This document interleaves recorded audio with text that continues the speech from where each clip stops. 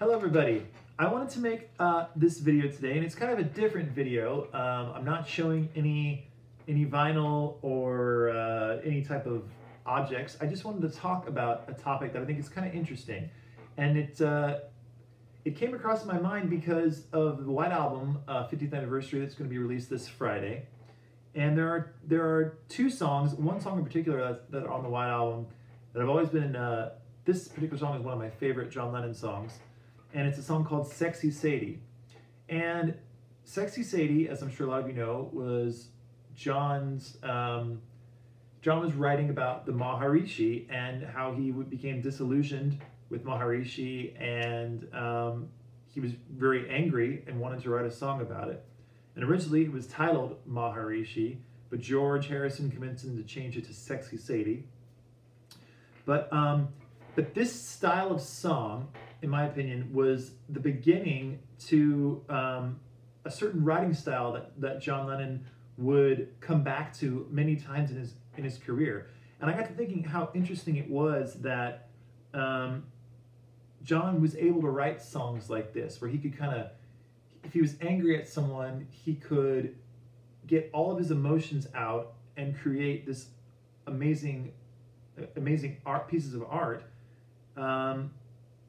talking about these people that he was just pissed off at, and he would do it in such a Lennon way. And I just, even though it's a very negative thing to do, for some reason I've always been just kind of fascinated by that writing style, and it's just so interesting, and it's so Lennon. The only other person, in my opinion, other writer who was able to do that with just as much skill was Bob Dylan. But I will say Bob Dylan was always a little bit different, where John would just call out that person right off the bat and say, "This is who it's about. This is how I feel." Bob Dylan would kind of wouldn't say who it was about, and would be kind of coy about certain lines. Certain lines he would throw you off the scent, like "Ballad of the Thin Man" is a good Bob Dylan example of a song where you don't really know who it's about, but he's definitely pissed off at somebody and he's putting them down. But back to John Lennon. So with this White Album 50th anniversary coming out, it got me thinking of, like, I wonder how many of these character assassination type songs I could find in the Beatles, John Lennon's Beatles output and his solo output. So I've put together a list here on my phone, and I'm going to go through these songs and just kind of talk about what each one's about and why I like that song and why I think it's one of these type of kind of put down songs, like the Sexy Sadie type songs. So first and foremost, the first one that I could really find and really pinpoint as, like, yeah, this is a definite put down song, is from the Revolver album, and it's a song called She Said, She Said, which happens to be one of my favorite songs on the Revolver album for a number of reasons, but the first and foremost, it's just a great song. Second reason is Ringo's drumming is just absolutely phenomenal on it. But the origin of this song is that on one of the Beatles tours, one of their US tours, I think it was 65, towards the end of their tour, they rented a house in the Hollywood Hills, and George, Ringo, and John decided to take LSD together in this house on one of their days off. Paul decided not to do it. But when they did this, they had a bunch of people over, like David Crosby and Roger McGuinn from the Byrds, and also over was Peter Fonda, the son of the actor Henry Fonda. Well, while John and George and Ringo were on LSD, Peter Fonda was walking around either drunk or stoned or also on LSD, I don't know which, and he was kind of mumbling to himself, so the story goes. He was mumbling, "I know what it's like to be dead. I officially died when I was little. I was shot, or I shot myself, or something like that." And he kept mumbling, "I know what it's like to be dead." Well, John, who was in an altered state with this LSD situation going on, didn't want to hear any type of negative stuff going on around him. So it was going on around him, and it really angered him a lot. And I think there was some quote, I think it's in the anthology, where he was saying, "Someone get that guy to shut up," or something like that. I think George was quoted as saying, like, "We've had enough of the Fondas," because at the same time, while they were on LSD, they were watching some movie I think called Cat Blue or something like that, which starred Jane Fonda, who was Peter Fonda's sister. So they'd had enough of the Fondas. Anyway, this experience led John to later write a song about that, and a song putting down Peter Fonda, and kind of like one of the lines in the song is who put all that crap in your head. But with this song, she said, John did do something he didn't do later on, which was he kind of masked it a little bit by changing it to she said, as opposed to he said. So that's the earliest example I could find of one of these type of Lennon put-down songs. Another one on Revolver, same album, that is a kind of a character, more of a tongue-in-cheek one though, and with a bit of a wink and a smile, is Dr. Robert, which is the story of a real life, well, it could be about this, a real life Dr. Feelgood type doctor in New York in the 60s, who had a bunch of high class clients that he would give any drugs they wanted to, he'd give it to them. And he was just a Dr. Feelgood type guy. So John wrote this song about him as well. And it seems like an uplifting song, but it's really a put down. He's singing about how absurd it is that there's this doctor who gives out all these drugs and he'll make you feel good no matter what. So there's that from Dr. Robert. Then John, he didn't really use this writing style for a couple of years, right? So on Sgt. Pepper, there's not really any put-down songs. They're all just kind of psychedelic, just kind of more fantasy type songs, and all fantastic. Then Magical Mystery Tour, same kind of thing. Not really any major character put-down songs. Then you get to the White Album, and now John seems to be a little bit more pissed off again. I don't know if it's because the psychedelic drugs, he stopped taking those and went on to some other drugs, or stopped taking drugs altogether when he was with the Maharishi. Anyway, he was going through a lot of changes. And speaking of Maharishi, the song we just previously talked about, Sexy Sadie, is to me the quintessential John Lennon put-down song. So a little bit of back history of Sexy Sadie. Sexy Sadie, of course, the Beatles went to go study meditation with the Maharishi, and they were very into it at first. In fact, they devoted a bunch of their time to going and studying this with Maharishi. But some rumors got spread around the camp that were later found out to be actually not quite true. But at the time, John thought they were true, and so he became very angry because this new thing that he decided to partake in had just collapsed right in front of him. So he felt really let down, and on the car ride home, he started writing this song about Maharishi, and it was, Maharishi, what have you done? You made a fool of everyone. George Harrison convinced him to change the title to Sexy Sadie because George thought it was just too much to just directly attack Maharishi. But of course, everyone knew that it was about Maharishi, Sexy Sadie. It makes sense that it was about the Maharishi. And just the way John sings the song, it just has that acid Lennon vocal where you can just tell he means every bit of lyric that he's singing. And while it's really negative, it's just, I love the emotion in there that John is he's able to just let out all these bad feelings for someone and just put them into a song. And Sexy Sadie to me is just the absolute peak of that. There's another song on the White Album that's not as obvious in my opinion, but it's a major put-down song, and it's the continuing story of Bungalow Bill.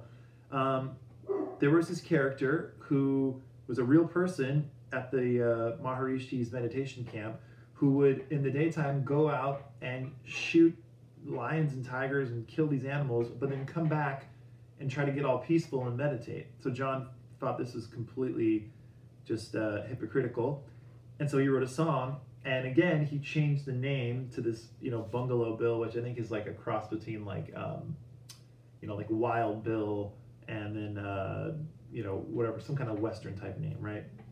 But it's definitely a put down song, and it definitely has that like, that acid Lennon bit in it, where he's just able to put himself into the song. Even though it's kind of a happy-go-lucky sing-along song, it's definitely a put-down.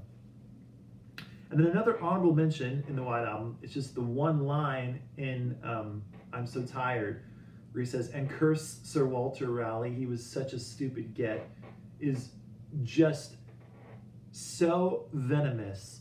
It just comes out as just, he's just so pissed off. And it sums up to me the whole song of I'm So Tired, that one line. It's just so great. Okay, moving on now. If you're going in the order of how the songs were recorded, you get the Let It Be songs. And one song that is kind of worth an honorable mention is Dig a Pony. Only has like one line in there, but I believe this one line is just squarely directed at the Rolling Stones, and that's the line, I roll a stony where you can imitate everyone you know. So he's clearly saying, in my opinion, he's talking about the Rolling Stones, and he's saying, you know, they imitate the Beatles, and it's been known that they did do that. For example, like when the Beatles made Sgt. Pepper, a couple months later, the Rolling Stones made their Satanic Majesties, and so on and so on. There's a bunch of other things, like the Beatles released Let It Be, the Rolling Stones released Let It Bleed. There was just a lot of similarities there that the Rolling Stones would kind of take the cue from the Beatles and then do it. So I think Lennon was kind of putting them down in that line, but just that line alone. And then on Abbey Road, he didn't really have any put down tunes that I am aware of. Maybe there's certain lines that some of you could let me know if you've heard stories that maybe those are lines of putting other people down. Then you move on to his solo career, and the song that just sticks out amongst all the other ones is How Do You Sleep, which is, of course, John's attack on Paul. And though he later on went on to say that, oh, it's really a song that it's really about me, and I didn't mean it that way, it's hard to believe that, because the song is just such a blatant attack on Paul that it's hard to take it as anything else except about Paul, and about how John at that time was just so pissed off at Paul McCartney. And maybe he had a bunch of good reasons, because Paul was suing the other three Beatles, as it turned out for good reasons, but at the time I'm sure it felt like, why is one of my best friends, he's suing me, this is terrible. And Paul had been making digs at John on Paul's Ram album. Songs like Too Many People, it's directly aimed at John and Yoko, where Paul is saying things like, too many people, preaching practices, too many people never sleeping late, you took your lucky break, you broke it in two. Those kind of things were just directly aimed at John and Yoko. So John was pissed off and decided to write this song, How Do You Sleep, which is just an all-out, full-on attack on Paul. And while I don't like that aspect of it all that much, it's a great song, and it's just a great recording. And again, Lennon is just so pissed off when he's singing it, and it's just so great. Some people just sound really great when they're pissed off, and it's a really, really good song. So that's my take on it. Another honorable mention on Imagine is that the song Crippled Inside is kind of along the lines of like Bungalow Bill, where it's a happy-go-lucky tune, but it's definitely, there are some lines in there that are put downs. You can hide a face behind a smile. Let's see, what's the other one? Let's see, you can comb your hair and look quite cute, but one thing you can't hide is when you're crippled inside. I think those are also aimed at Paul. But again, it's more subtle and not so right in your face like How Do You Sleep or Sexy Sadie. Moving on. Now, one of the times that John did a character assassination that I think didn't really come off as well as the other ones is a song called Stealing Glass on the Walls and Bridges album. And this is a song attacking his former manager, Alan Klein, who of course was responsible for, in my opinion, the single most person responsible for the breakup of the Beatles, because he brought about all this business differences between Paul and the other three Beatles. But eventually, Alan Klein went out of favor with John, George, and Ringo as well. And John was mad about that and wrote a song called Steel and Glass, directed at Alan Klein. This song to me is just an okay song. It doesn't really have that bite that a lot of the other ones do, like Sexy Sadie, How Do You Sleep? It's also kind of missing that charm of the Bungalow Bills, the Crippled Insides, the Dr. Roberts. It's just kind of missing some of that for me. But it's definitely a put-down song, and it has some aspects that are okay about it. Now, another song that's kind of a forgotten put-down song it was a B-side, and it's a song called Move Over Miss L. Now, the only place you could find this for the longest time was on an album called the John Lennon Collection. And I think it was only available on the CD version of that. I could be wrong about that. But this is a song directed at Yoko Ono, who John at the time was, they were separated, him and Yoko. And he wrote this song called Move Over Miss L. And I think it's kind of obvious why it's never really been put out there since then, because of course John and Yoko got back together, they patched things up, and even went on to have a child, Sean Lennon. So obviously things got a lot better. But Move Over Miss L, it definitely has that vibe of the Bungalow Bill, Dr. Robert, like I previously mentioned, Crippled Inside, that like kind of happy-go-lucky thing. He's not full-on attacking Yoko, but it's like a kind of tongue-in-cheek, like, yeah, like, move over, Miss L, like, get out of here.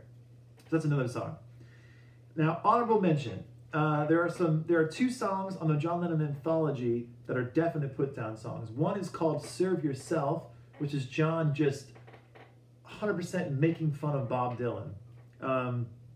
At the time John wrote and recorded this song, it was just a demo in his apartment, but it was the time that Bob Dylan had gone into his Christian phase, where he was writing all these Christian albums like Slow Train Comin', Saved, A Shot of Love. So John, I think, found this to be hypocritical for whatever reason and decided to just write a song about it. And it's one of his best. He's just he's really funny, and he's really biting, and it's just a really, really cool song. So if you haven't checked it out, look it up. Serve Yourself. Excellent tune. And he by the way, he based it off of Bob Dylan's song, which was big at the time, called You Gotta Serve Somebody. So John was saying, well, no, you gotta serve yourself. And the other song is a song called the Happy Rishikesh song.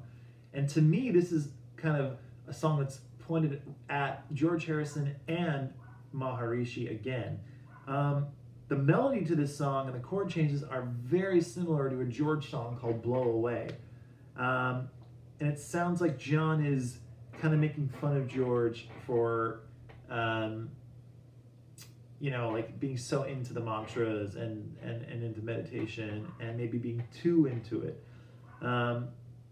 So anyway, that's an honorable mention song. We have the Happy Rishikesh song. But again, it's in that same vein of like Happy-Go-Lucky, Crippled Inside, Dr. Robert, those kind of tunes. So I just wanted to make a video talking about Lennon at his most angry, kind of venomous, attacking people that he feels that have done him wrong, or he's just decided to move on from them. Because I think it's very interesting. So if you have anything to add, I would love to read it in the comments. If there's a song that I missed that you think I should have put in here, please let me know. I would love to know what all of you think. And if there's one that I did mention that you think, like, I don't believe that's what he's talking about, let me know that as well. And yeah, that's it for now. Like all of you, I'm on the edge of my seat. I can't wait for the White Album 50th anniversary to come out. My fingers are crossed. Mine should be shipping tomorrow and get to me on Friday. So here's hoping. Also, I wanted to mention, I just I reached the goal of, I have 801 subscribers now, and I thank you all so much for subscribing. It's really cool. Obviously, the more people on here that get to watch the videos, and that means the more people we have to have these discussions, which is what it's all about for me. So thank you so much for subscribing, and that's it for now. So you'll see another video from me on Friday talking about the White Album. Until then, see you later.